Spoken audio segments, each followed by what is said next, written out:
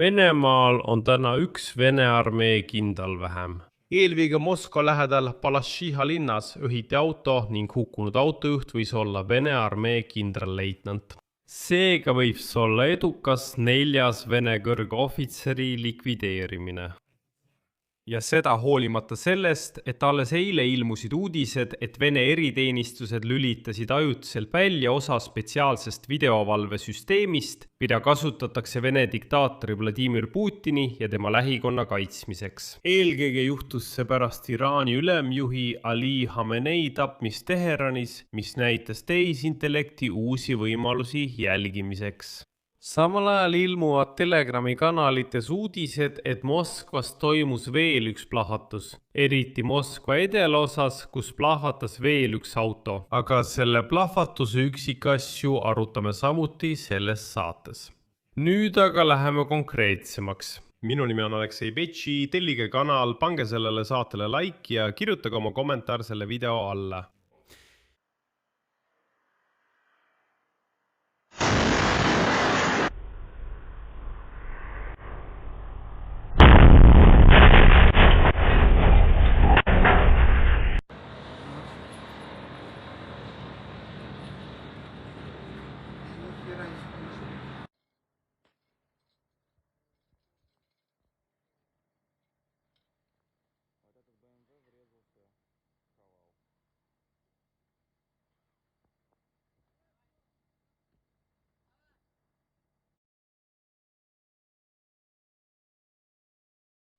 Teatatakse, et täna plahvatas Moskva lähedal Balashihas auto. Kaadrid on juba levinud üle võrgu ja nüüd kirjutatakse, et hukkunud juht võis olla Venemaa okupatsiooniväe kindralleitnant. Seega võib see olla edukas 4. Venemaa kõrgeohvitseri likvideerimine.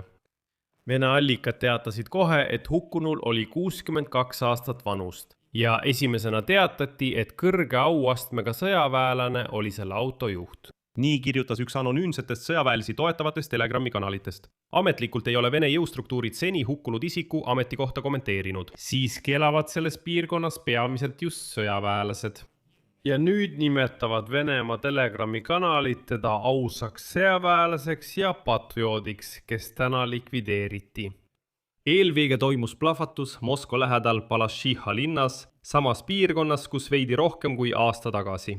Plahvatati Venemaa Föderatsiooni kindralstaabi aseesimehe Jaroslav Moskaliku auto. See on just sõjaväelaste elukoht. Seal elavad Venemaa kõrged sõjaväelased ja täna näib, et veel üks neist likvideeriti. Teatatakse, et plahvatuste kohtade vahe nii eelmisel aastal kui ka tänavu on umbes 350 meetrit. BMW X3 plahvatas, süttis põlema ja sõitis pargitud autole otsa. Pealtnägija suutis vastata. Juhti üritati autost välja saada, kuid ta ei jäänud ellu. Plahvatuse hetk jäi kaamerate ette ja me saame seda samuti näha. Esialgsetel andmetel oli lõhkeaine paigutatud juhi selja taha. Väidetavad sai ta selga killuhaava. Auto oli just parklast välja sõitnud, kui plahvatus toimus. Ja siin on üks versioonidest. Lõhkeaine aktiveeriti kaugjuhtimise teel. Nüüd on ilmunud üksikasju selle kohta, kes see võis olla.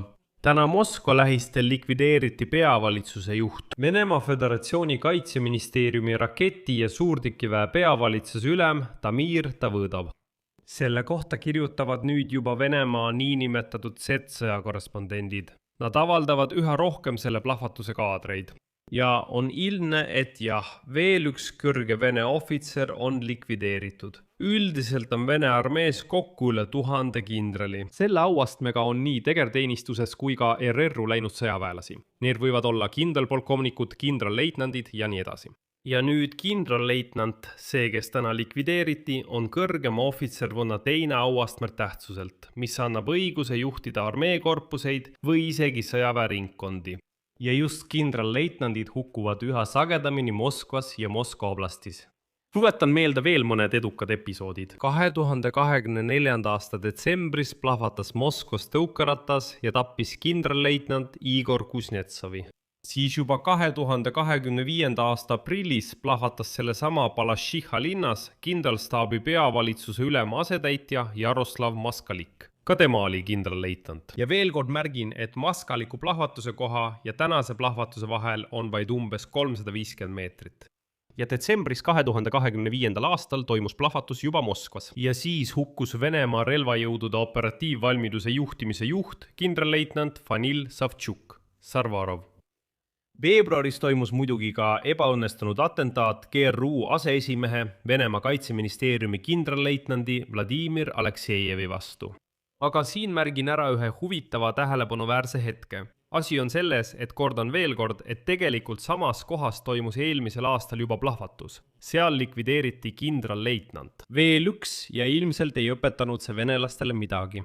Teisest küljest ilmus just hiljuti teave eelkõige Financial Timesilt. Selle kohta, et Vene eriteenistused lülitasid ajutiselt välja osa spetsiaalsest videovalvesüsteemist, mida kasutatakse Venemaa diktaatori Vladimir Putini ja tema lähikonna kaitsmiseks. See juhtus pärast Iraani ülemjuhi Ali Hamin tapmist Teheranis. See näitas tehisintellekti uusi võimalusi jälgimiseks. Ja nüüd siis Financial Timesi allikate sõnul. Süsteem lülitati uuesti sisse alles pärast seda, kui insenerid olid selle üle kontrollinud ja püüdsid selle täielikult internetis isoleerida. Väljaande andmetel sai Iisraeli luure ligipääsu suurele hulgale Teherani T-kaamerate salvestistele. See aitas kindlaks teha täpse koha ja aja, mil Hamõni kohtus oma lähimate kaaslastega. 28. veebruaril ja rünnaku käigus hukkus mitu kõrgetasemelist Iraani jõustruktuuride ametnikku. Venemaal oldi mures sellepärast, et kaasaegsed tehisintellekti tehnoloogiad võimaldavad analüüsida miljoneid tunde videot tuhandetest kaameratest ja kiiresti leida konkreetseid inimesi või käitumismustreid. Ja nii hoiatas FSB direktor Aleksandr Portnikov eelmisel nädalal piirkondlike jõustruktuuride juhte selliste tehisintellektisüsteemide riskide eest, nagu kirjutab Financial Times. Uued tehisintellektil põhinevad tööriistad. Need võimaldavad tõesti otsida videost mitte ainult nägusid või autosid, vaid ka konkreetset käitumist.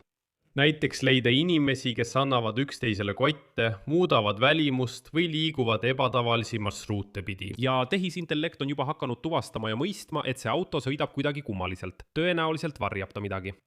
Venemaal olid ka varem mured Vladimir Putini turvalisuse pärast, eriti Ukraina eriteenistuste tegevuse tõttu ja Financiali andmetel ka FSB-l. Ukraina pool on juba saanud ligipääsu Venemaa T-kaameratele ning kasutanud mobiiltelefonide andmeid operatsiooni ajal Vene sõjaväelaste vastu.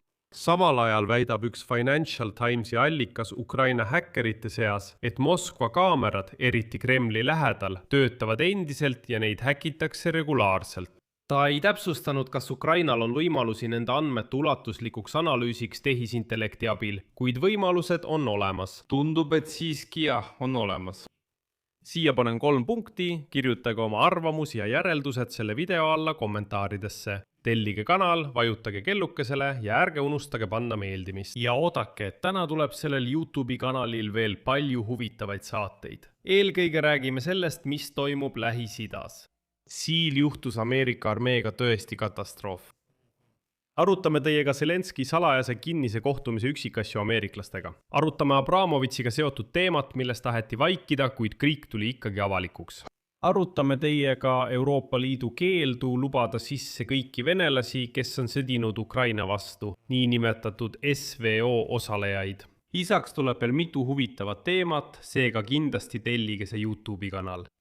Siia panen 3 punkti, hoidke end. Kõike head kõigile.